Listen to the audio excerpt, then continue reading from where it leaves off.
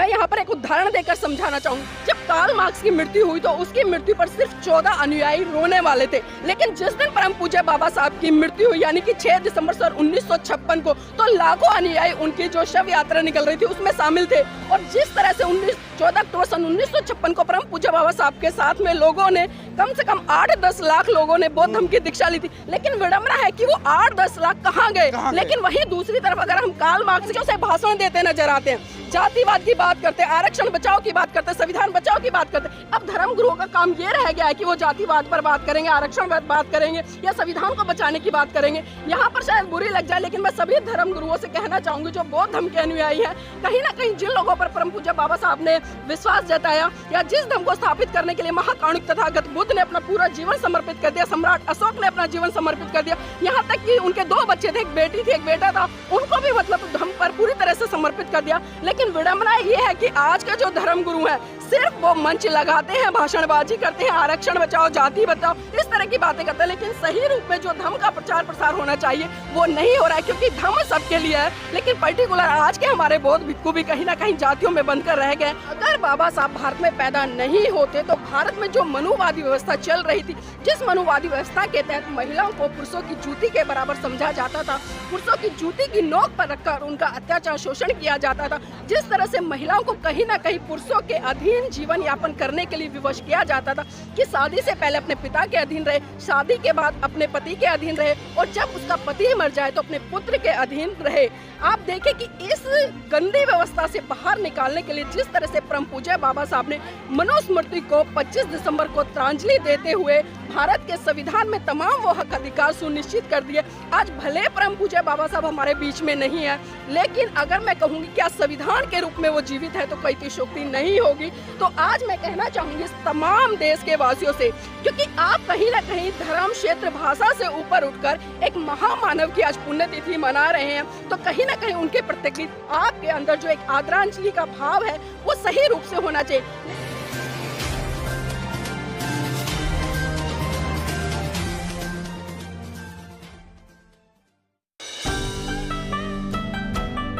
आपके जो महापरिनिर्वाण दिवस के रूप में तमाम देश मना रहा है 6 दिसंबर। आज इनसे हम जानेंगे कि जो 67वीं जो महापरिनिर्वाण दिवस है वो किस रूप में वो मना रही हैं और आज क्या संकल्पित होकर के जाना चाहती हैं। आपका तमाम बहुजन मीडिया में स्वागत है। सप्रेम जय भीम, नमो बुद्धाय। सही में आज के दिन में चैत्य भूमि में अंत्य संस्कार जहां हुआ था और आज के दिन मैं बड़ी भाग्यशाली हूं कि जहां उनका अंतिम सांस चला गया, उसके बावजूद यहाँ उनकी स्मृति में जो एक स्मारक बनाया है उस स्मारक को मैं स्मरणीय करने के लिए हम दोनों भी आए हैं और हम नागपुर से आए हैं। वैसे तो चैत्य भूमि का वहाँ है, दीक्षा भूमि में मैं हूँ जो ऊर्जा स्थान है जहाँ दीक्षा ली थी बाबा साहब के, और बाबा साहब के इतनी स्मृतियों के संग और हम इतनी सभी भाषाओं के लोगों के संग और यहाँ आए हैं तो हमें बड़ा ही ताज्जुब लगता है कि हम कैसे पहुँच गए हैं। हमारे मन में भी नहीं था कि आज के दिन में हम यहाँ रहेंगे। हम बहुत दूर से आए और हम आप लोगों के हृदय के बहुत नज़दीक है। इसी के साथ में हमारे साथ में एक क्रांतिकारी लेडी, एक ऐसी लेडी है जो कि जेल में 26 दिन रह करके आई हैं और आंदोलन में गई, मगर वो आंदोलन से घर तो वापस नहीं आ पाई, मगर वो जेल में ज़रूर चली गई। एक संवैधानिक एक तरीके से एक आंदोलन में गोरखपुर का आंदोलन था, वो काफ़ी ऐतिहासिक अब वो आंदोलन होने जा रहा है, क्योंकि उसमें काफ़ी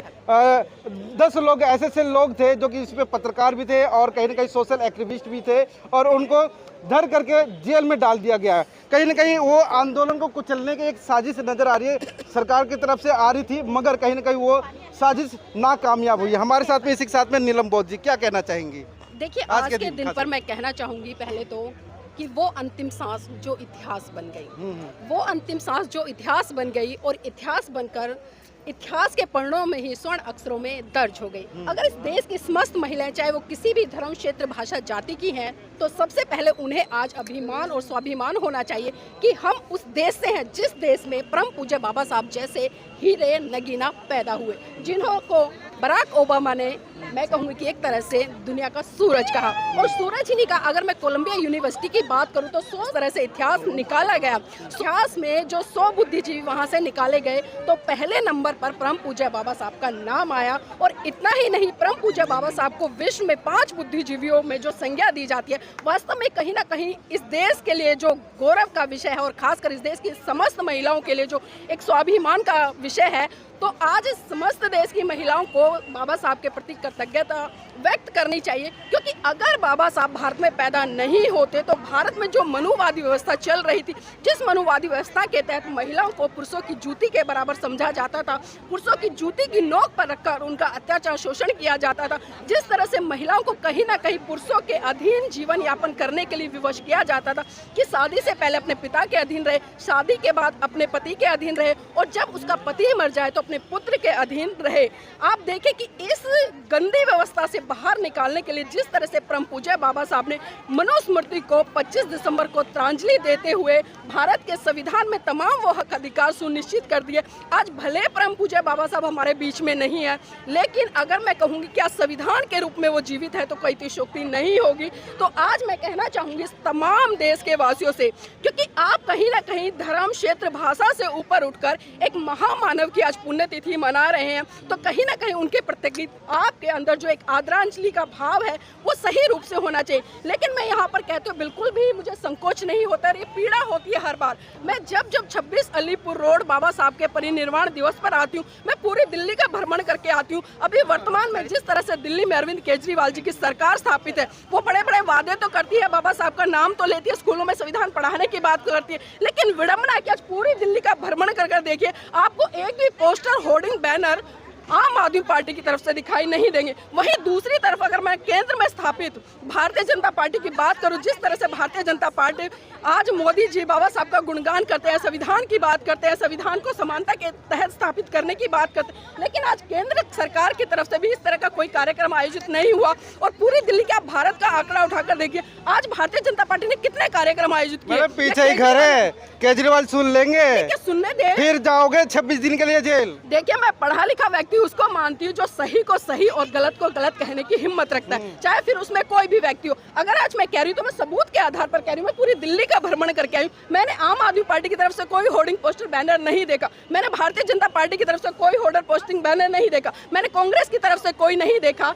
इसलिए मैं कह रही हूँ, मैंने कुछ होर्डिंग, पोस्टर, बैनर देखे जो कि बहुजन समाज पार्टी ने तो लगाए हुए हैं, उनके पोस्टर भी दिखाई दिए, बैनर भी दिखाई दी, लेकिन विडम्बना है कि जिस बाबा साहब का नाम लेकर जो राजनीतिक पार्टी अपनी राजनीतिक चमकाती है, तो मैं कहूंगी कि राजनीति चमकाना बंद करें। अगर सही रूप में आप बाबा साहब को आदरांजलि देना चाहते हैं तो उनके द्वारा स्थापित किए उन सिद्धांतों को मनोसात करके आगे बढ़ाने का काम करें, जिस सिद्धांतों की बात परम पूज्य बाबा साहब ने की थी। और हम अक्सर कहते हैं कि बाबा साहब की अंतिम इच्छा बौद्ध धर्म की, ले लो दीक्षा, लेकिन आज विडम्बना है कि लोग बाबा साहब की जय जयकार तो कर रहे हैं, उनका गुणगान तो कर रहे हैं, और जिस तरह से 14 अप्रैल आता है वहाँ पर हम बड़े धूम धड़ाके के साथ में झूम के 14 अप्रैल जयंती सेलिब्रेट कर लेते हैं। इसी तरह से जब 6 दिसंबर आता है तो 6 दिसंबर पर कहीं ना कहीं हम बाबा साहब के प्रति एक आदरांजलि का भाव रखते हुए उनको पुष्प अर्पित कर देते हैं। लेकिन यहाँ पर मैं तमाम बहुजन समाज के साथ साथ उन सभी लोगों से कहना चाहूंगी जो लोग आज संविधान के तहत चाहे आरक्षण ले रहे हैं, नौकरियां ले रहे हैं, एजुकेशन ले रहे हैं, ये तमाम वो हक अधिकार ले रहे हैं, उनको समझना पड़ेगा कि जिस महामानव ने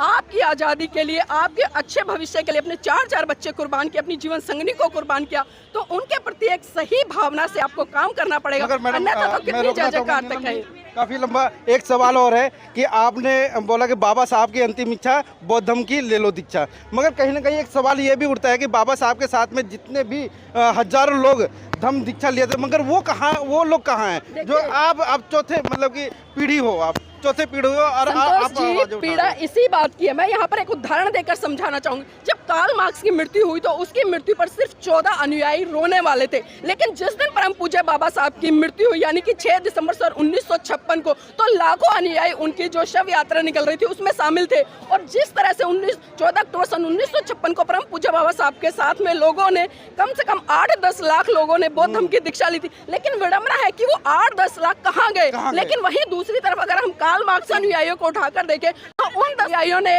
कई आप देशों में जाइए, वहाँ पर कार्ल मार्क्स की आइडियोलॉजी पर आज पार्टियां बनी हुई है, विचारधारा चल रही है और अच्छे से उसको प्रसारित करनी है। तो इसीलिए मेरा वही सवाल रहता, पीड़ा रहती है कि आज हम अम्बेडकरवादी तो बन गए, लेकिन बाबा साहब ने जो अंतिम शरण हमें दी कि आप बुद्ध की शरण जाइए, आज हम अम्बेडकरवादी हैं। और कौन से अम्बेडकरवादी हैं? आज भी हम उस मनुस्मृति या उस हिंदूवादी व्यवस्था को ढो रहे हैं जिसके लिए परम पूज्य बाबा साहब ने साफ साफ मना किया। और जो भी अत्याचार शोषण आज हो रहे कहीं ना कहीं वो धर्म के आधार पर हो रहे हैं। अगर हम बात करें, परम पूज्य बाबा साहब अक्सर कहते थे कि इस देश में दो संस्कृतियों की लड़ाई है और दो संस्कृतियों की लड़ाई को जब तक ये बहुजन समाज का तबका नहीं समझेगा तब तक कुछ भी होने वाला नहीं है। अगर मैं वर्तमान की अभी बात करूं, आपने जिस तरह से राजस्थान का जो रिजल्ट देखा, भारतीय जनता पार्टी वहां पर सरकार बना रही है और जैसे ही वो जीते उसके 2 दिन बाद ही जिस तरह से बहुजन समाज पार्टी का एक पूर्व नेता रहा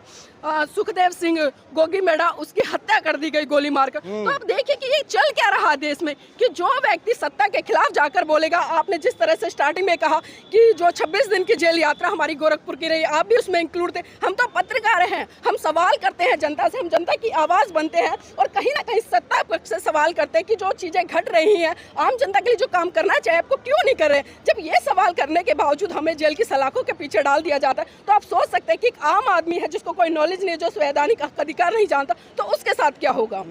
आपके कल की जो फेसबुक जो लाइव थी वो कहीं न कहीं उसमें काफ़ी एक भावुकता भी झलक रही थी। क्या लगता है कि हम लोग जो जेल से बाहर निकल कर के आए और समाज जो है पीछे जो बैक मतलब कि आपके परिवार को या हमारे परिवार को कोई मोड़ कर देखता भी नहीं है, क्या मतलब क्या लगेगा कि मतलब आगे संघर्ष हमारी जारी रहेगी कि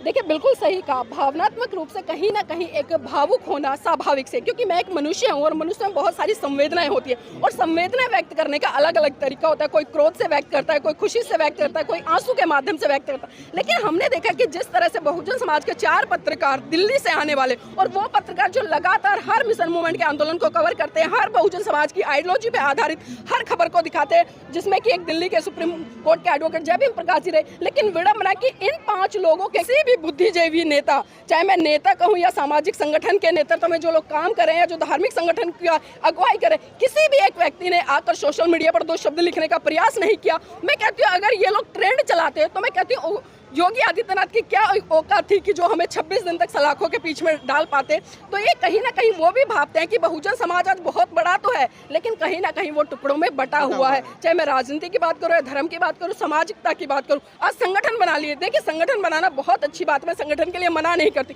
मैं अक्सर कहती हूँ कि संगठन बनाए या कोई बुराई नहीं है, लेकिन जब आपके हक अधिकारों के खिलाफ उनका दमन होता है तो आपको सभी संगठनों को इकट्ठा होकर आवाज उठानी चाहिए। बाबा साहब की पीड़ा क्या थी कि संगठित हुए, वो बार बार करते थे कि संगठित कब होंगे हम, कब हम संगठित होंगे। और वही कारण है कि धीरे धीरे करके आपके हाथ से सत्ता भी निकल गई। धीरे धीरे करके जो भारत पूरा बोध में होता था, आज वो भारत भी कहीं ना कहीं आप देख सकते हैं कि हिंदूवादी व्यवस्था के तहत आज जितने अत्याचार शोषण हो रहे हैं। तो ये दिन दूर नहीं है, अगर बहुजन समाज सही समय पर नहीं जागा तो उसके साथ में फिर से ज्यादा की तरफ से एक सवाल है जी। आज हम जिस जगह खड़े हैं यहाँ पर बाबा साहब ने आखिरी सांस ली, यहीं पर दम तोड़ा था अपना, और उसके बाद भी यहाँ पर धर्म जो हम बौद्ध धर्म की स्थापना नहीं हो पाई, लेकिन हिंदू धर्म की स्थापना जरूर हो चुकी है। देखिए बिल्कुल सही कहा, पिछले दिनों अभी जिस तरह से हमने देखा कि यहाँ पीछे नीचे प्रांगण है, वहाँ पर जो विश्वकर्मा डे था उस पर हवन किया जा रहा था। तो समाज के कुछ बुद्धिजीवी लोग आए, उन्होंने उसको रोकने का प्रयास किया, यहाँ पर पुलिस भी आई और काफी कार्रवाई भी यहाँ पर हुई थी। लेकिन विडंबना ये है कि जो धर्म की बात कर रहे हैं कि जिस धर्म को परम पूज्य बाबा साहब ने इस देश में नहीं बल्कि बाहर भी स्थापित करने का काम किया, आज किसका काम है धर्म को स्थापित करने का? आज धर्म को स्थापित करने का काम है धर्म गुरुओं का। आज जो धर्म गुरु है सही मायने में वो क्या कर रहे हैं? कड़वी बात है, बहुत सारे लोगों को शायद बुरी लग जाए। आज अब जितने भी धर्म गुरु हैं आप उठा कर देखिए, मंचों से भाषण देते नजर आते हैं, जातिवाद की बात करते हैं, आरक्षण बचाओ की बात करते हैं, संविधान बचाओ की बात करते हैं। अब धर्म गुरुओं का काम ये रह गया है कि वो जातिवाद पर बात करेंगे, आरक्षण पर बात करेंगे या संविधान को बचाने की बात करेंगे। यहाँ पर शायद बुरी लग जाए, लेकिन मैं सभी धर्म गुरुओं से कहना चाहूंगी जो बौद्ध धर्म के अनुयायी हैं, कहीं ना कहीं जिन लोगों पर परम पूज्य बाबा साहब ने विश्वास जताया या जिस धर्म को स्थापित करने के लिए महाकारुणिक तथागत बुद्ध ने अपना पूरा जीवन समर्पित कर दिया, सम्राट अशोक ने अपना जीवन समर्पित कर दिया, यहाँ तक कि उनके 2 बच्चे थे, एक बेटी थी एक बेटा था, उनको भी मतलब धर्म पर पूरी तरह से समर्पित कर दिया। लेकिन विडंबना ये है कि आज के जो धर्म गुरु हैं सिर्फ वो मंच लगाते हैं, भाषणबाजी करते हैं, आरक्षण बचाओ, जाति बचाओ, इस तरह की बातें करते हैं, लेकिन सही रूप में जो धर्म का प्रचार प्रसार होना चाहिए वो नहीं हो रहा है, क्योंकि धर्म सबके लिए है, लेकिन पर्टिकुलर आज के हमारे बौद्ध भिक्खु भी कहीं ना कहीं जातियों में बनकर रह गए और वो भी सिर्फ अपने समाज तक ही सीमित है। एक आखिरी सवाल के साथ में मैडम का मतलब आपका काफ़ी मतलब इंटरव्यू हो गया, और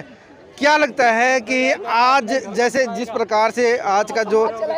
दिन है बहुजन साहब का महापरिनिर्वाण दिवस 14 अप्रैल आता है, और उसके बाद तथागत बुद्ध का जो आता है जन्मदिन,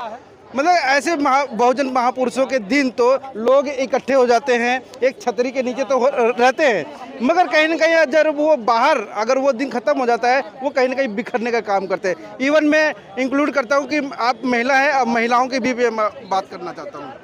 जी हाँ, आपने देखा होगा कि नॉर्थ इंडिया में क्या वो कारण है कि मतलब ऐसे लोग रहते हैं, उनका कुछ होना चाहिए इंतजाम? सही मायने में हमने बाबा साहब के इशारा या बाबा साहब के मार्गदर्शक तत्वों को समझा ही नहीं। बाबा साहब ने हमें क्या समझाया और हम क्या करें। बाबा साहब को सर पर उठा के नाच तो रहे लेकिन दिमाग के अंदर नहीं ले रहे। बाबा साहब ने बौद्ध धम्म दिया, इसका मतलब सद्धम्म दिया। सद्धम्म का मायने ये होते हैं कि सर्व धर्म को साथ लेकर, सर्व जातियों को साथ लेकर। लेकिन आज भी हमारे लोग जो रोटी बेटी व्यवहार करते हैं उस समय हम जाति जाति में बटे हुए नजर आते हैं। हम जब देखते हैं कि बेटी देखने जाना है तो मैं चमार हूँ, मैं महार हूँ, मैं वाल्मीकि हूँ, मैं यूँ हूँ, तब हम बौद्ध बिल्कुल भी नहीं रहते हैं। हमें बौद्ध होना बहुत ज़रूरी है। बौद्ध का मतलब मानव मानव एक समान, जो बाबा साहब ने हमें विचार दिया या